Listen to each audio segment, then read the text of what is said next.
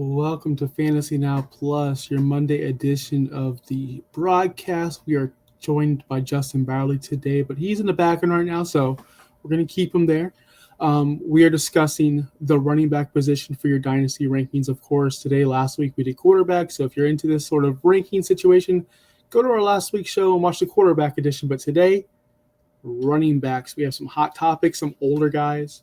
We're going to be talking about some younger guys and the guys that just kind of fall in the middle, kind of like a make it or break it season for some of these players. So before we get any further, let's bring in Justin. Let's bring him in. He fixed everything. He's in the background doing producing. He's fixing our rankings because one ranker, pick it up, Sean, pick it up.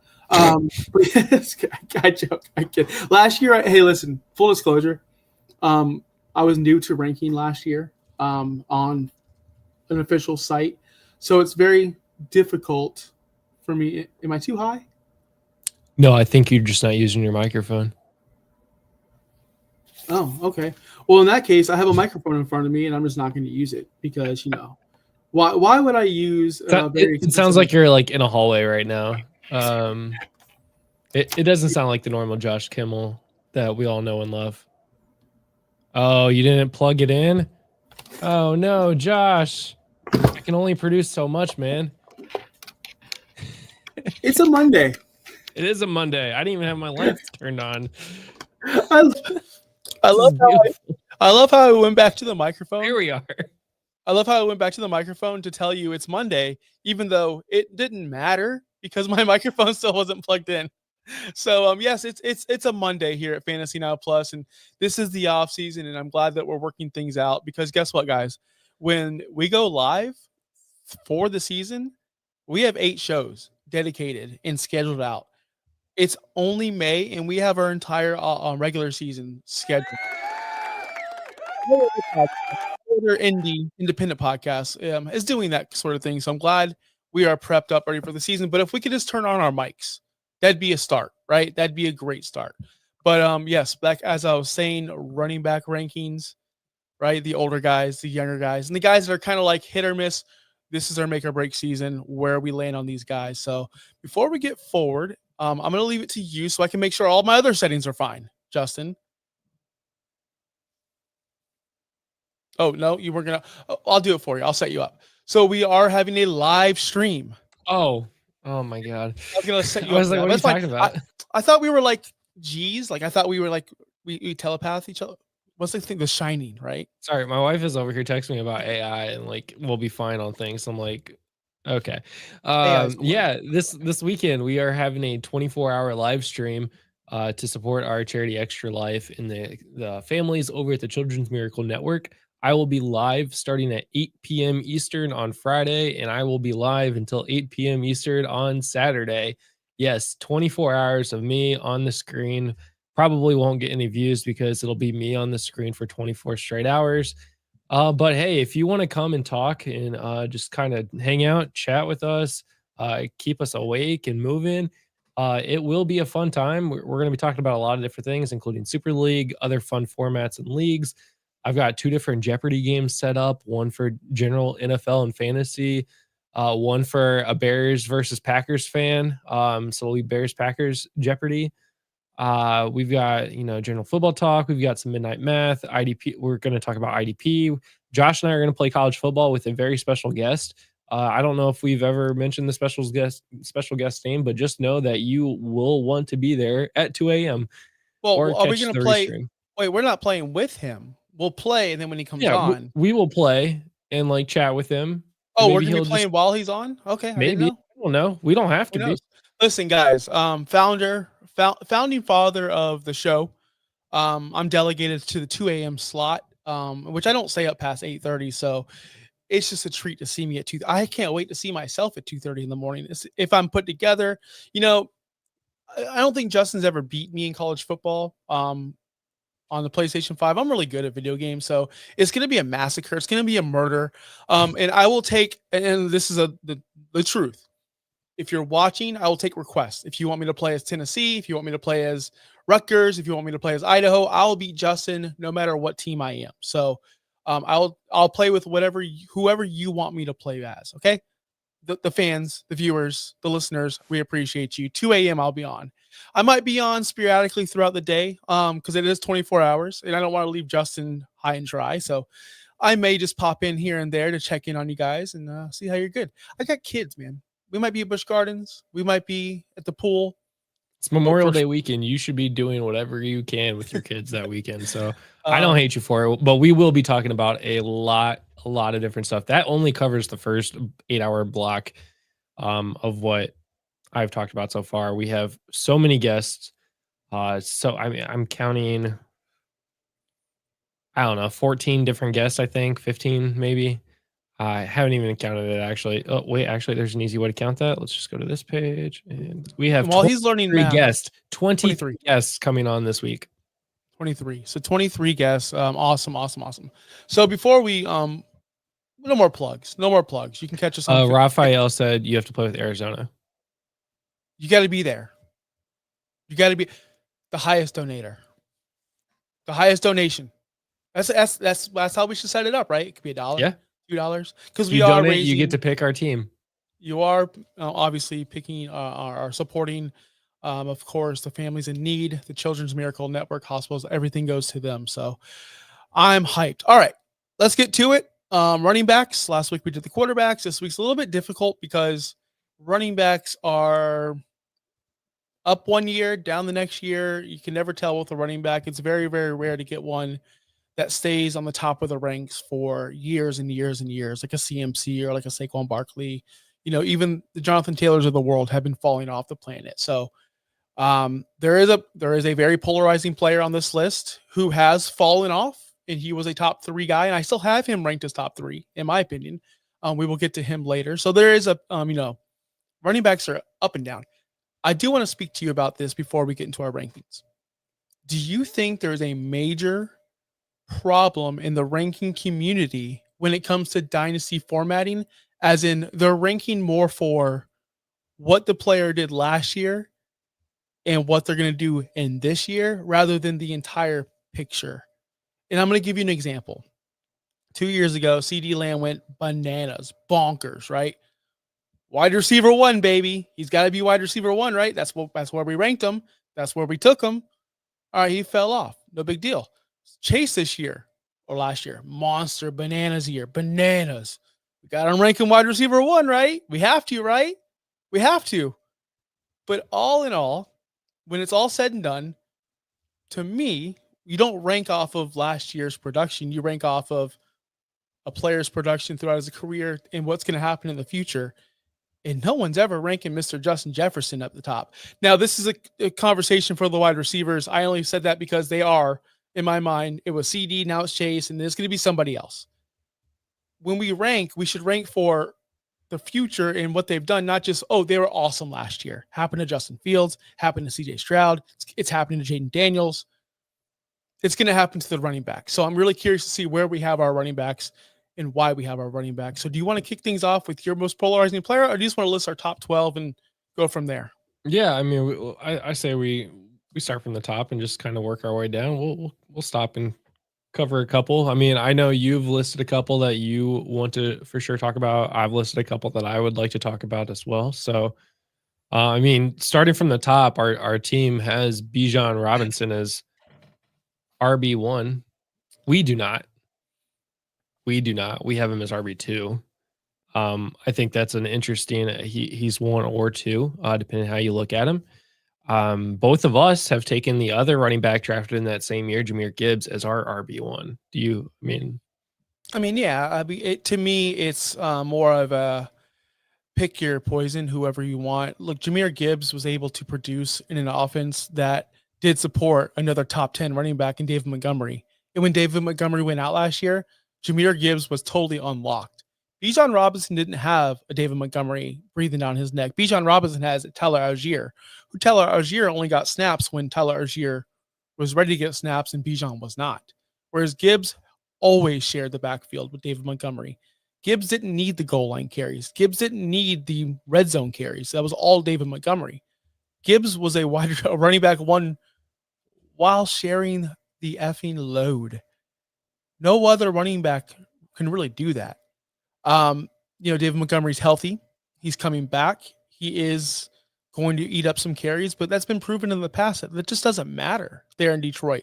They're going to run the ball down their throats, and then they'll find some pro passing plays to Amon-Ra St. Brown and Sam Laporta. But at the end of the day, that offense runs through Gibbs and David Montgomery, and Gibbs is the more electric out of the backfield, of course, and he's younger. So that's why I have Gibbs 1. If Montgomery goes down with any kind of injury, or Montgomery is just done, or he's toast, or he's roasted, Gibbs is going to be that guy. That's why I have number 1. Yeah, and Raphael, we do not have Derrick Henry at number 1, nor do we have him in our top 12, because this is for Dynasty, and the man is like 47 years old. So he will. I've been saying this for 5 years now. He will fall off. Just whenever he does, Justin's gonna be like, "I told y'all." Told you guys. Told you in 2020 he will fall off. No, it's 2029. He's gonna fall off soon, guys. Like that was the Tom Brady thing. That was the Brady thing forever. Brady's gonna fall off this year, and he never did. He never did. Except for his very last year. The man does not stop. Like I'm so confused by him, because why is he so good? Why RB4 last year? Yeah.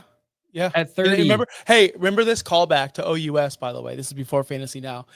We did our rankings back when we had Dave on the show. And me and Dave had, when Henry went to Baltimore, we had him like top 5, and you guys had him like mid-teens. I'm like, do you guys understand how good Derrick Henry is going to be in that offense? And it just comes to prove, to show that you were getting into Dynasty at that point, and it was during the off season. Dynasty rankings can affect redraft rankings. I was having this conversation today about the whole Jamar Chase situation with Justin Jefferson and CeeDee Lamb. Yes, Justin Jefferson's my far and away wide receiver 1 for Dynasty. By far and away, no one, to me, he's in his own tier. That's just how I feel about that situation.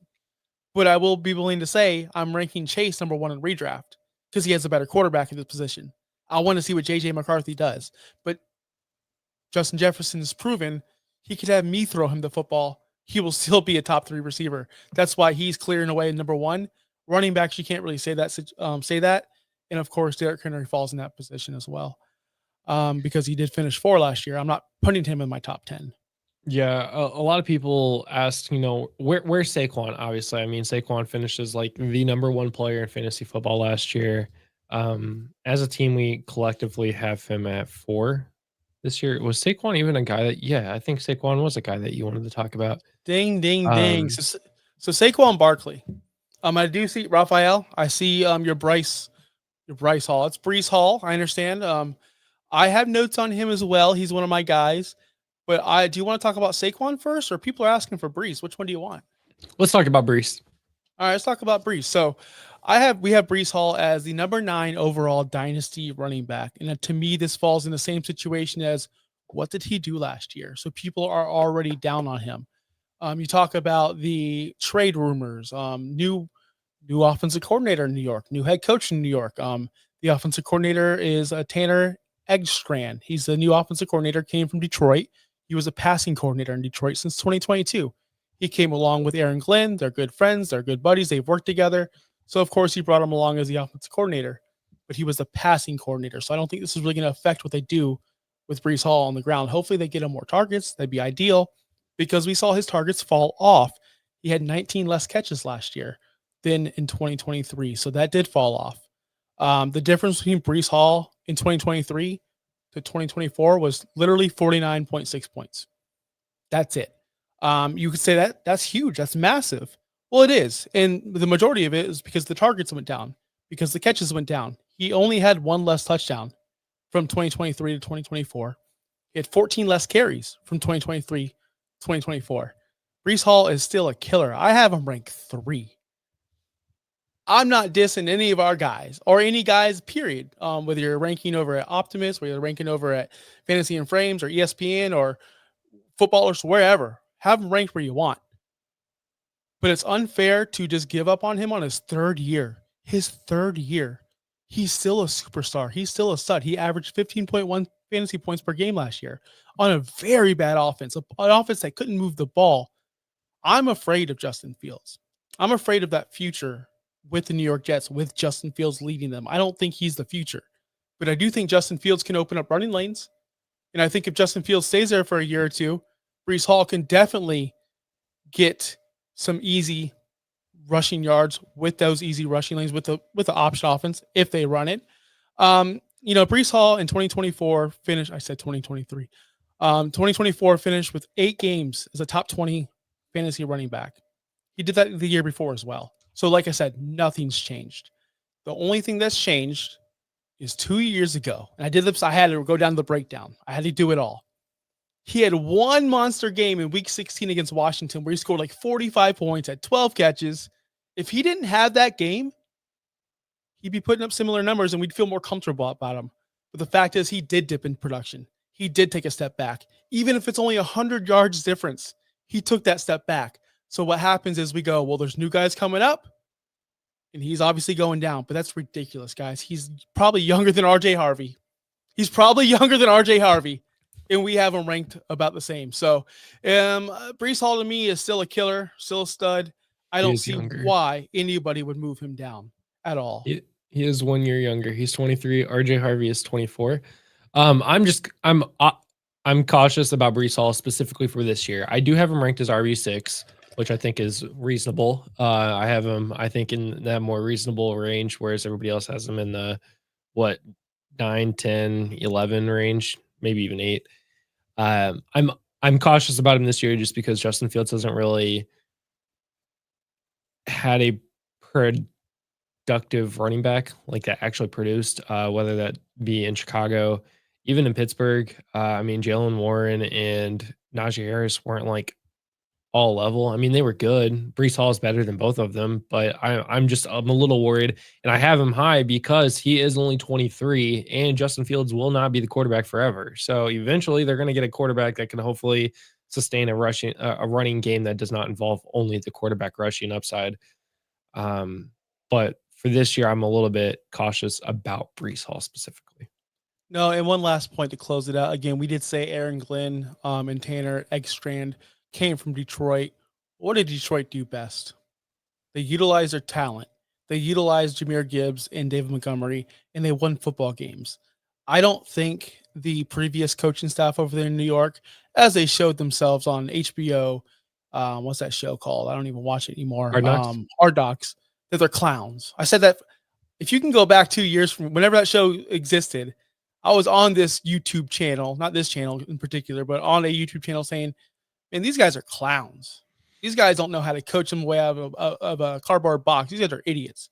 And I'm glad to see them gone because they were just regressing their talent. They weren't progressing their talent. So let's see what they can do with a real head coach and a real offensive coordinator. Yeah. We do have a question about Devon Achane. Do we have them both falling off? I have him at 7. You have him at 5. I love Achane. The problem is if Tua plays, he's freaking scoring 25 points. If Tua doesn't play, he's scoring 5 points. The difference between Achane producing and not producing is the passing game. The biggest joke, or not joke, I guess the running gag of last year was if Tua plays, take the Achane over receptions because he hit it every single time. So Achane will be productive as long as Tua stays on the field. Seriously, he needs the catches. All right. Next up, who do you want to go back to Saquon Barkley there? You may do back-to-back reads. Come on, bro. Oh, okay. Fine. We'll talk about Jonathan Taylor. I kid. Hey, I kid. I can go Saquon if you want. No, it's fine. It's fine. All right. I'll do your job, man. I'll host the show. It's fine. I gotta practice for this weekend. Jonathan Taylor, I have him at RB8. You have him at 12. The rest of us have him in the top 10. You're the only one that has him outside the top 10 on our team. And I see why. He finished as RB12 last year. So you're going right off of his production from last year in only 14 games. Didn't play 3 games. I don't understand. Raphael says, I don't understand Dolphins fans. They're pumping up Zach Wilson signing. Dolphins fans believe he can supplant Tua. They used damn Darnold's Cinderella season. Listen, I didn't want to derail your conversation. I just want to throw that out there, Raphael. I understand what you're saying. Listen, Tua is the key to the Dolphins' success. I know this is a Dolphins network. I just wanted to get that out there. So you can go forward with your Jonathan Taylor. Sorry. Raphael, we will also get back to you on CMC here in a minute. Yeah, Jonathan Taylor finished as RB12 in only 14 games last year, 33 the 2 seasons prior to that with 10 and 11 games. We see when Jonathan Taylor plays 14 or more games, he finishes as a top 12 running back in the NFL, which is a starting running back in fantasy football. I can foresee that happening again this year. You hope that happens again this year. They didn't seem to take too much interest in bringing in extra running backs this offseason. I mean, they brought in Khalil Herbert, not somebody that's going to start as RB1 moving forward. They drafted DJ Giddens, which, probably RB3, maybe 4. But I would assume Jonathan Taylor is going to continue playing the way he has been the last couple of years, especially if Anthony Richardson does progress this year, learns how to check the ball down, learns how to run the game, and not just put the ball only in his hands throughout the entire game. I could see this being a good boost for Jonathan Taylor. Don't think it's top 5 worthy, but I think a solid 8 to 12 is a very good range for him right now. So you called me out for saying I went strictly on his last year's stats. That's totally unfair. I was joking because he's RB12 last year. You have him at 12 this year. I was about to say that's fair. So here's how I took my Jonathan Taylor ranking. I do have him at 12. I am the lowest on the team. I took him and I go, okay, he's the benchmark to he's hitting that age where he's either going to fall off or he's going to keep on doing well for the next couple of years. There's no in between. He's either going to fall off or he's going to keep on doing the pace he's doing now. And I put him at number 1. That's how I ranked him, literally, not even kidding. I go, okay, Gibbs is better. I literally just went down the list. Okay, I'd rather have him the way I would draft in Dynasty. That's how I did it. Hampton's ahead of him just because of age alone and because of his opportunity. But other than that, you can't really argue the guys I have over him. Kyron Williams, you could probably go, Kyron's he's kind of iffy. We don't know his contract status. He's on a team that they cycle in running backs in and out. You don't know if he's going to actually be a mainstay. That's fair, right? But I have Kyron at 11. But I think Kyron's more explosive, adds more in the passing game. So I love Jonathan Taylor. That's why I put him a baseline 12. He's going to be running back 1. He's going to be slow and steady. Do I see a 40-point game out of him anytime in his career? Yeah, but he needs 3 touchdowns. I don't think he's going to be burning it. He's not going to be catching 8 to 10 balls a game. So he's going to need those 3 touchdown games to get you up to that 40, 30-point level where these other guys can do it with receptions and yardage alone. So that's kind of why I put him as that baseline 12, where I do like him and I do like his future. I love his talent, but I don't see the big upside that I see from a Breece Hall or a Bucky Irvin or, Achane, for example. That's all. He's just kind of a really good guy. Like, who's a really good actor who's not going to win an award? He's not going to bomb, but he's just a really good actor, just really good musician, right? Really good play. He's like Caitlin Clark, really good. Just can't, I'm just kidding. Okay, we're not doing this game today. As I said. Okay. He's left. We had a big fight over the weekend about Caitlin Clark. Not a fight, just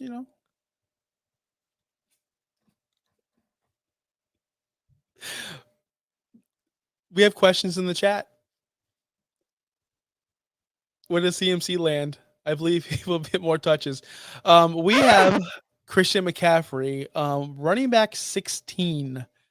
Highest, someone has him a running back 5. Lowest is me. I have him at running back 19. Yeah, you have him at 19. I have him at 18. If it wasn't for Tim's 5, he probably would be lower than 16 on our list.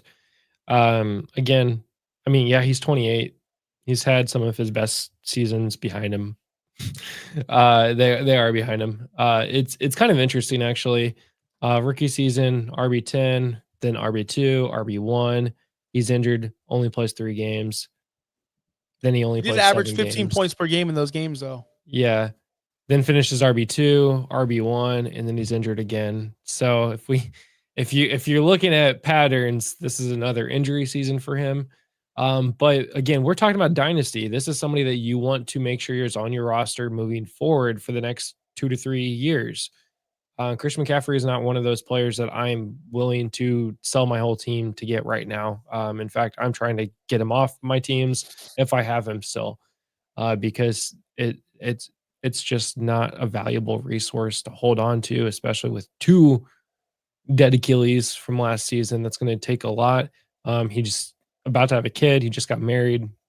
Not saying that's the end of the world for him, but he doesn't necessarily need to play football.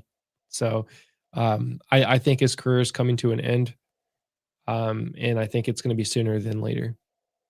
I do think that CMC does hold value, especially if you're a winning team, if you need to make a move. But listen, let's not get it twisted. You don't want to give up major assets for him in the future. So if you're a winning team and you're 1 running back away, trading for Christian McCaffrey for the price he's going to be demanding, which is a first-round pick. People are going to be demanding a first-round pick, rookie pick next season for Christian McCaffrey, and I'm not willing to pay up. And I'll tell you why. He's a huge liability in the injury, as we all know. Christian McCaffrey, when he plays, top tier, one of the best to ever do it, best in our generation, best in our era, the last 10 years, easily the best running back that's ever played fantasy football, easily, right? But the fact is, he's also, when he goes down, he's useless. And it's just like any player. When they go down with injury, not useless as human beings, useless for your fantasy roster. So I'd much rather give up, if you're looking for a boost for your team, go out and get Derrick Henry. He's older, and he's more reliable, and he's not going to get hurt. And if he does get hurt, it's not going to be for long. He's a stud. Go get out there and get Joe Mixon. Go out there and get Alvin Kamara. Much better values because you can probably get them cheaper in the same kind of player. They're getting older.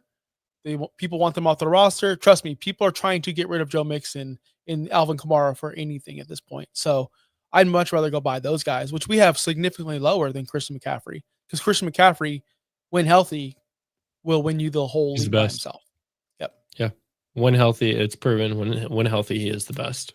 So Joe Mixon, we just said Joe Mixon is a good go get. He did die off last year. Kyle Pitts to work for CDC.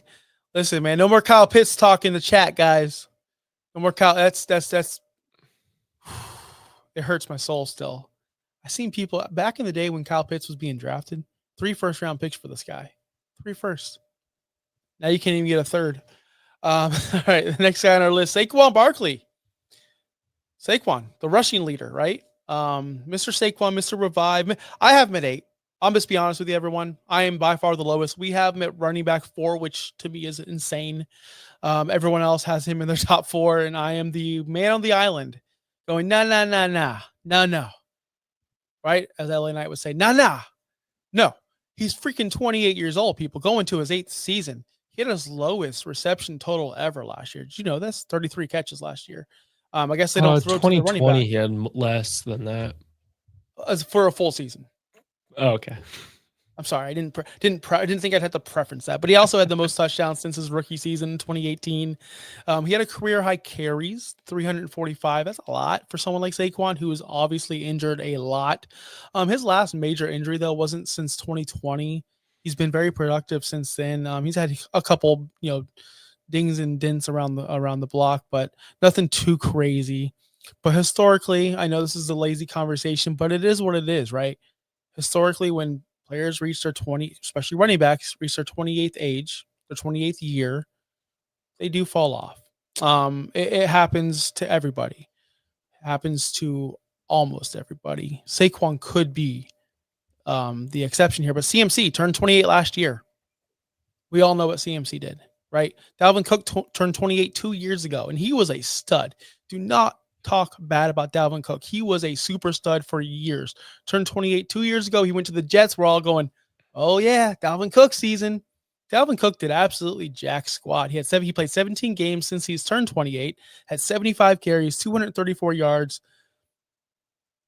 The season before he turned 28, he had 1,100, close to 1,200 yards and 10 touchdowns. He fell off a cliff. He just completely vanished. I can go on and on. Zeke Elliott, it's another good one, turned 28 in 2022. His decline was a little bit slower. He didn't fall off a cliff from 1,200 to 200 yards. His cliff was more like a 900 to 800 to 700 to 600. He slowly went down. Again, what's the general consensus here? everyone falls off. Saquon is no god. None of us are. He's a human being with a lot of injuries, coming off of a huge year, 345. Name a running back other than Saquon that had 345 carries that you are confident in going to the next season that they could hold up. It just doesn't happen in today's world. So that's the only reason why I have him 8. I still have him top 10. I'm still saying draft this guy in the top 10 running back in your dynasty leagues because there's still that little bit of faith going. He's a workhorse. He's an athlete. He can overcome. We have today's technology, but guys, 28 years old, man. That's not something you could just overlook. Not everybody is Frank Gore and Derrick Henry.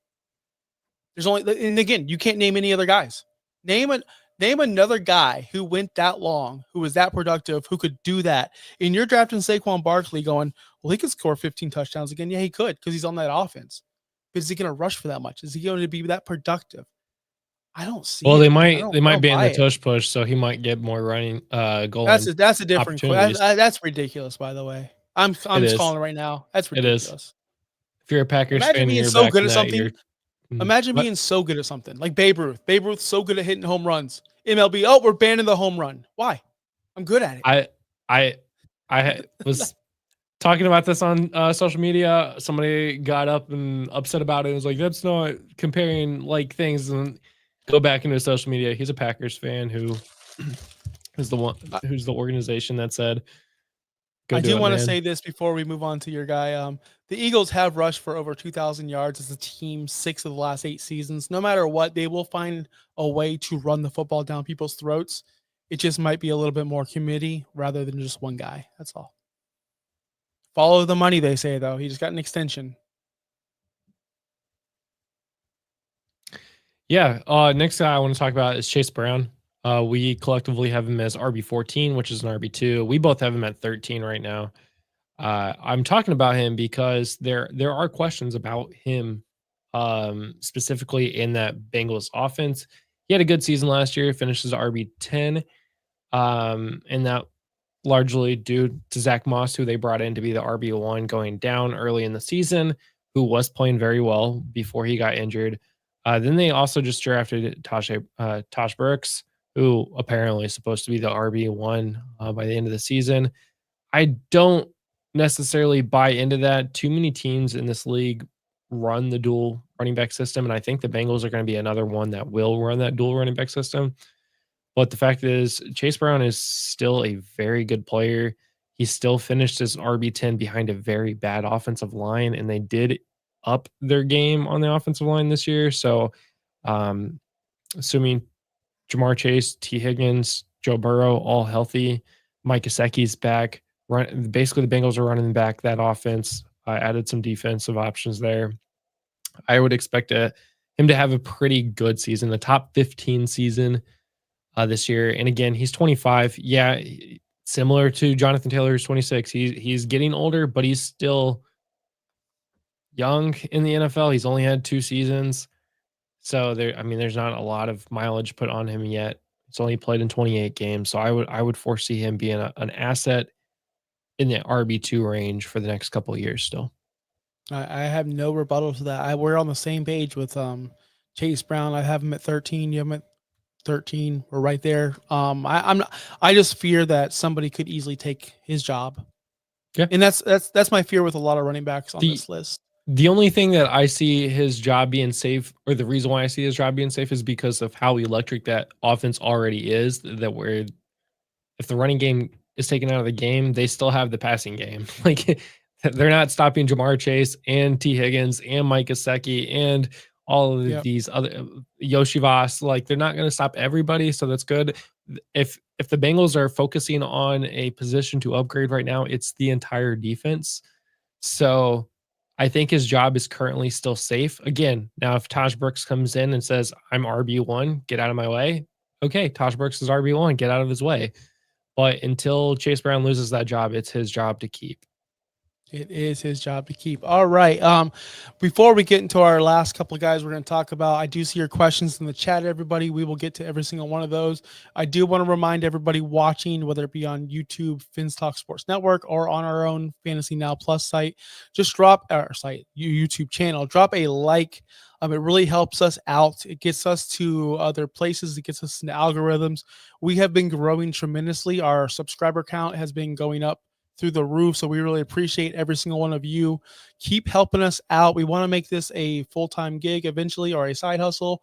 So we need your help to like and share and subscribe. Like everyone says it, but guys, it really does help get us into other people's eyes.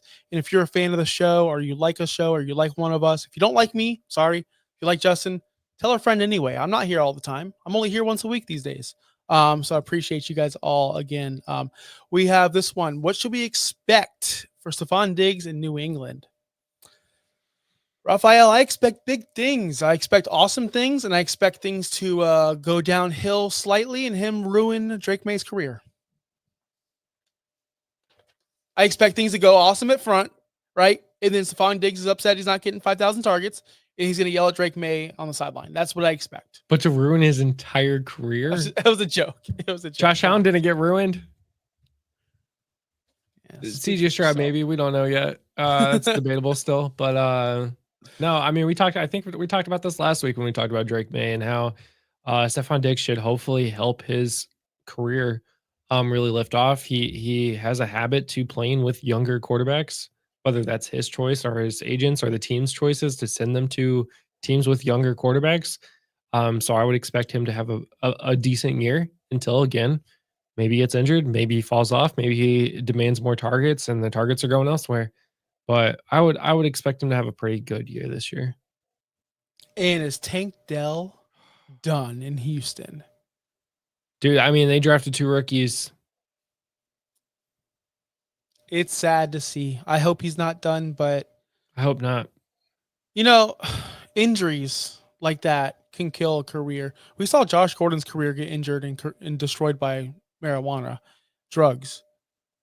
And that was just that. Like if you get time, if you don't play the game consistently year after year after year, your skills diminish. Just like anything. If you don't work it out, you lose it. Right? If you don't work out, you lose your muscles. If you don't write every day, you might lose your writing ability. You get what I mean. So you got to do it to be good at it. So Tank Dell hasn't been on the field and won't be on the field for a while, unfortunately. And does Nico's numbers increase? Yes. Like that's just yes. Yes. Who else is there? Nico. I love Nico. Let's go, Nico. That wasn't me 2 years ago. I wasn't loving Nico 2 years ago. That's true. Here's a guy that I do love, and he follows in that Chase Brown scenario that we were just talking about. I wish I would have just transitioned over, but Bucky Irvin, right? He wasn't supposed to be the guy. It was Rashad White. It was Sean Tucker.